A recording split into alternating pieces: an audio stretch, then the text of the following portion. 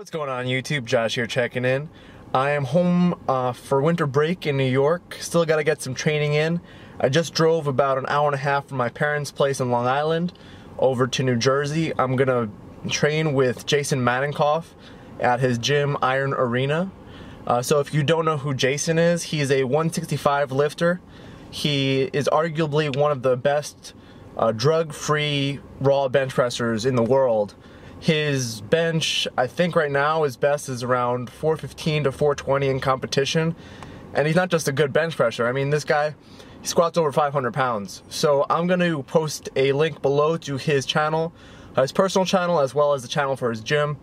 And also the website for his gym, and he also does programming and stuff like that. So anyway guys, I'm going to go right to the footage, and I hope you enjoy the video. This training session happened to occur at the very end of a training block. As a result, I was doing some heavy singles.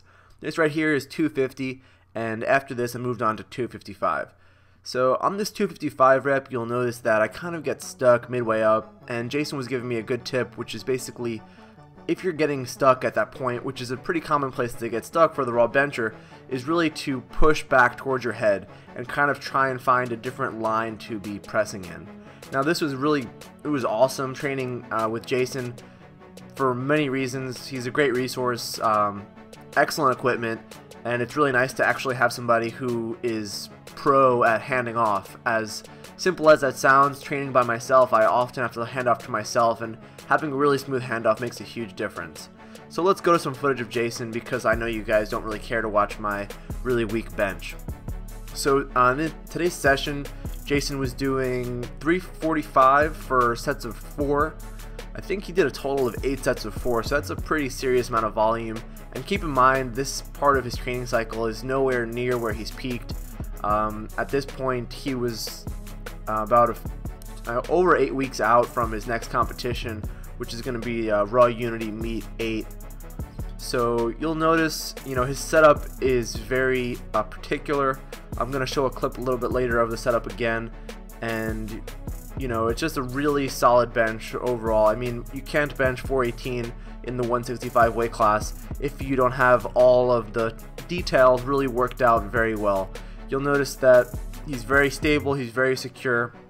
One thing that you'll probably notice is as he's pressing off the chest, you'll notice it almost looks as if he's pushing himself into the bench, and that is a really good cue to think about, and it really helps maintain your arch, especially if you're the type of bencher like Jason is. As you'll see when he does the setup, because he benches on his toes and he does maintain a really big arch, especially when you're lifting heavy weights, it's kind of easy to kind of let that weight control you in a sense. And what you'll notice, he kind of really pushes himself into the bench away from the bar, and that is one thing that definitely helps to stabilize the arch if you're using that kind of a bench technique. So all in all, Jason's work seemed to go really well, especially considering he's so far out from the next meet, which is the Raw Unity meet. For those of you who don't know about that, it's basically the premier raw powerlifting meet in North America. It usually occurs in Florida. I was there last year, and I was able to lift off on the bench press for Jason, and that went really well. So I'm gonna most likely be doing that again this year, and excited to see what Jason can put up on the platform, not just on the bench but in the squat and deadlift as well. So maybe we'll have a video of that up on the channel to share his progress. So over here we've got some slingshot bench. I finished off just some heavy singles. That was 275 and it moved pretty smoothly. This next one is 285 and it was definitely a lot slower, probably because the pause was a little bit more legit on that one. So I moved on, I did some rep work. And a lot of people would say that, if you go in and you're doing a bunch of heavy work, that you don't really need to kind of get in this extra volume and do that extra work, and I would tend to disagree with that. I think that the bench press is a very unique lift compared to the squat and the deadlift, and it definitely does not behave the same. In general, for the bench press, you can handle a lot more volume and higher intensity as well. Specifically when it comes to intensity, it's definitely not as taxing on the central nervous system. So for example, if I were to go in and deadlift and hit maybe 4 or 5 singles above 90%, I could almost call it a day and be okay with that. But for the bench press, it's definitely not the same, and the recovery properties are a lot different, which is why I decided to do some additional accessory work. Over here you'll see some dumbbell rows, which was amazing for me because my gym does not have dumbbells, so it was nice to do something I wasn't used to.